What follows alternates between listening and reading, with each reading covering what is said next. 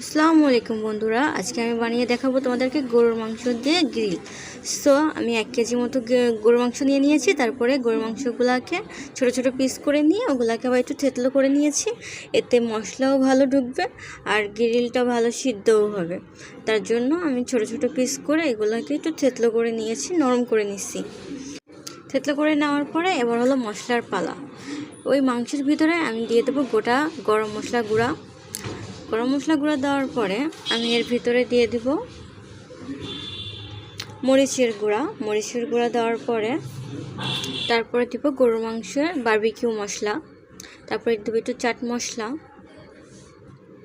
তারপরে দেব ধনিয়া গুঁড়ো,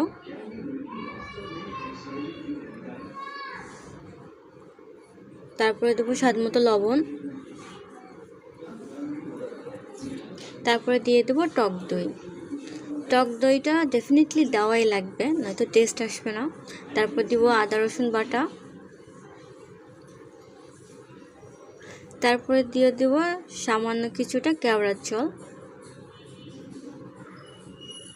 তারপরে দিয়ে দেবো কিছুটা কালো মরিচের গুঁড়া, মানে এটা গোলমরিচ। তারপর দিয়ে দেবো কিছুটা তেল।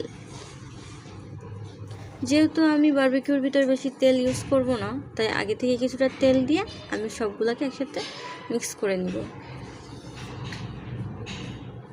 তেল দেওয়ার পরে বন্ধুরা আমি হাত দিয়ে ভালোভাবে সবগুলোকে এপিট ওপিট করে ভালো করে মিক্স করে নিব। আর এটাকে মিক্স করে এটাকে আমি আধা ঘন্টার মতো কিংবা 1 ঘন্টার মতো, তোমরা যে যেমন পারো, এটা যদি একদিনের জন্য রাখতে পারো কিংবা সারা রাতের জন্য তাহলে আরও ভালো হয়। এটাকে রেস্টে রাখতে হবে। তারপর আমি সামান্য কিছুটা তেল দিয়ে এটাকে মনে করো ভালোভাবে হাত দিয়ে মিক্স করে নিয়ে আমি এটাকে রেস্ট করার জন্য রেখে দিয়েছিলাম পুরো 1 রাত্রের জন্য। 1 রাত রেস্টে রাখার পরে আমি এটাকে আবার ভালোভাবে একটু মাখিয়ে নিব হাতে। ভালোভাবে মাখিয়ে না নিলে উপরে মশলাগুলো থেকে যাবে আর নিচের মশলাগুলো থাকবে না, আর মাংসটা খেতেও ভালো লাগবে না। তাই ভালো করে মিক্স করে নেওয়ার পরে আমি শিকের ভিতরে মাংসগুলোকে সব একটা একটা করে সেট করে নিব। মাংসগুলোকে এর জন্যই তো একটু থেতলো করে নিতে হবে, তাহলে মাংসগুলো শিকের ভিতরে খুব সুন্দরভাবে ঢুকবে আর মশলাও খুব ভালো ঢুকবে। আর মনে করো এটা খুব ভালোভাবে সিদ্ধও হবে।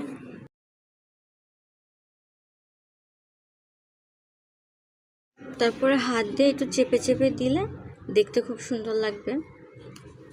এভাবে সবগুলো মাংস আমি একটা একটা করে শিকের ভিতরে ঢুকিয়ে নিব। এর ভিতরেই আমি আগে থেকে কয়লা গরম করে নিয়েছিলাম। তারপর একটা একটা করে শিকগুলা আমি ওই স্ট্যান্ডের উপরে দিয়ে দিলাম। তারপর মাঝে মধ্যে এটাকে একটু উলট পালট করে নাড়াচাড়া